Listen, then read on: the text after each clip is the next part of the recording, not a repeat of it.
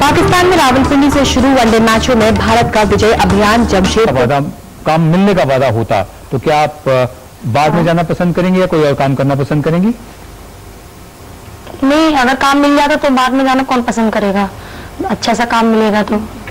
लेकिन हमारी भी कुछ तकलीफ है, इसके लिए हम बाद में जाते हैं और वहाँ पे अच्छा हमारी सेफ्टी भी है, हम लोग अपना मेहनत करके कमाते हैं। अभी होटल बंद हुए हैं, जब से हम लोग को इतनी तकलीफ हुई है, बहुत सी लड़कियां गलत काम भी करती हैं, कोई काम कर रहा है, कोई घर में बैठी है, बहुत परेशानी हो रही है। होटल बंद होने से बहुत सबको दिक्कत आई है। अभी चालू हो जाएंगे तो हम लोग के लिए बहुत अच्छा है, बहुत सेफ्टी है, मेहनत करके कमाते हैं। जी, एक आप लोगों के खिलाफ ये कहा जाता है कि आप लोगों का होना ही परिवारों के लिए ठीक नहीं है। जो परिवार के मर्द लोग होते हैं वो अपनी राह से भटक जाते हैं, आप लोगों के पास आते हैं, आप क्या कहती हैं? जी, ऐसा कुछ नहीं है कि मतलब लोग भटक जाते हैं या आते हैं, वो अपनी खुशी से आते हैं। जी, आप कुछ करेंगे? मैं यही कह रही थी कि देखिए साफ है, इनकी बात से स्पष्ट है कि अगर एम्प्लॉयमेंट का कोई भी और रेवेन्यू हो, कोई भी औरत ये काम करना नहीं चाहेगी।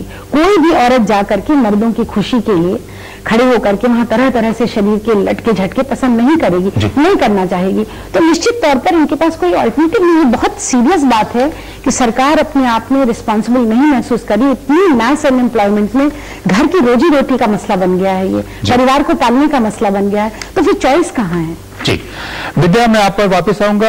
अब ये सवाल उठता है कि सिर्फ नैतिकता की गुहार लगाना, नैतिकता के नाम पर एक पूरा विवाद खड़ा करना एक बात है, दूसरी तरफ जो समय मिला था पिछले साल से अब तक उसका सही इस्तेमाल करके कोई रिसर्च करना, शोध करना या कोई ठोस कदम उठाना कि इनको और कोई काम मिले। जैसा आपने वंदना से बात की, वो कहती कोई और काम मिलता तो हम क्यों जाएंगे बाद में, कि ऐसा क्यों नहीं किया गया सरकार की तरफ से? अगस्त का महीना था पिछले साल, आज अप्रैल हो गया, साल होने को आया जा रहा है। जी देखिए, सरकार के पास सिर्फ इन लड़कियों का मामला नहीं है। मैं आपको एक पहली बात ये बताना चाहती हूँ कि कई एम्प्लॉयमेंट एक्सचेंज में कई लाखों की संख्या में डिग्री होल्डर्स ने अपने नाम दर्ज किए हुए हैं। अगर सरकार के पास इतने सारे काम होते तो क्या सरकार उनको नहीं दे पाती थी? तो मैं आपसे यही पूछना चाहती हूँ कि जो काम करना चाहता है वो कहीं ना कहीं काम ढूंढ लेता है। मैं स्लम्स में काम करती हूँ, मुझे मालूम है गरीब तबके की लड़कियां, बहुत सारी लड़कियां, जवान लड़कियां अपनी रोजी रोटी खुद ढूंढ लेती है। कई घर काम पे जाना, कई छोटे मोटे आर्टिफिशियल ज्वेलरी बनाना, ऐसे कई काम होते हैं जो कई घरों में, कई झोपड़पट्टियों में लड़कियां मेहनत से करती है। ऐसा नहीं है कि हर कोई लड़की अपने शरीर का इस्तेमाल करना या लटके झटके देकर बार में नाचना ही पसंद करती है, जब ये तो एकदम लास्ट ऑप्शन होता है। क्या आप ये कह रही हैं विद्या, क्या आप ये कह रही हैं, क्या आप स्पष्ट रूप से ये कह रही हैं कि हर बार गर्ल कमर्शियल सेक्स वर्कर है? जी देखिए, 95% बम्बई में और पनवेल पुणे क्षेत्र में जितने भी बार्स थे वहां पर 95% प्रोस्टिट्यूशन ही चलता था। और ये हम लोगों ने खुद, जितने हमारे संगठन है, उन्होंने हर जगह जाके देखा है कि जहां नीचे बार होता है वहीं ऊपर उनके कमरे होते हैं और वहां बार बंद होने के बाद यहाँ प्रोस्टिट्यूशन ही चलता है। इनकी पिकअप वैन्स होती थी और वहां से लड़कियां सिलेक्ट करके वहां पर उनका ट्रैफिकिंग किया जाता था। और खास करके माइनर लड़कियों को, माइनर गर्ल्स जो थी, अब यानी 14 साल की या 13 साल की, ऐसी लड़कियों को यहाँ पर नाचने के लिए बुलाया जाता था।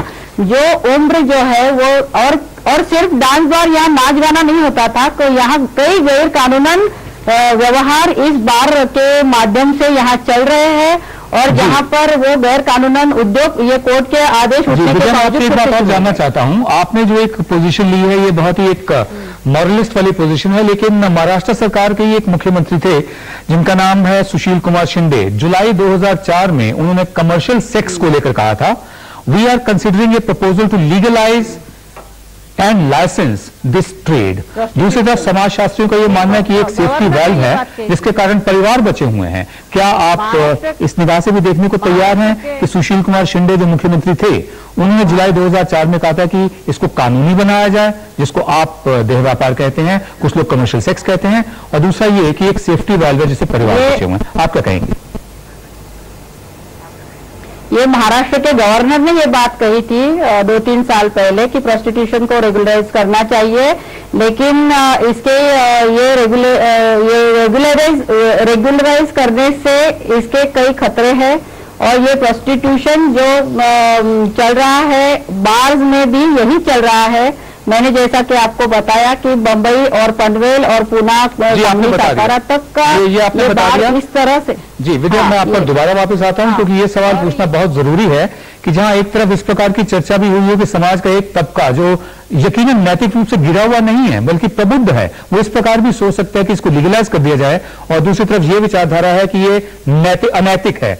इस पर भी मैं आपसे चर्चा करूंगा। फिलहाल वक्त है एक ब्रेक लेने का। हमारा आज का सवाल है मुंबई में डांस बारों का फिर से खुलना। ऑप्शन ए नैतिकता की हार है, ऐसा मानना है 27% लोगों का। ऑप्शन बी नैतिकता को इसमें मत घसीटें, 17% ये कह रहे हैं, और 56% कह रहे हैं बार गर्ल्स के हक की जीत है। बार गर्ल्स के रोजी रोटी कमाने की हक की जीत है, ऐसा मानना है 56% लोगों का। 27% मानते हैं कि नैतिकता की हार, 17% कहते हैं कि नैतिकता को इसमें मत घसीटे, यानी कुल मिला के करीब 73% कह रहे हैं कि नैतिकता की हार नहीं है। आप देख रहे हैं खबरदार, हम लेंगे छोटा सा ब्रेक।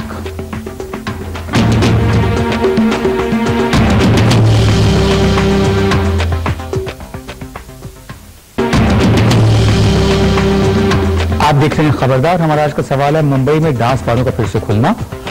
ऑप्शन ए नैतिकता की हार है, ऐसा मानना है अब 28% लोगों का। ऑप्शन बी नैतिकता को इसमें मत घसीटें, ऐसा मानना है 17% लोगों का।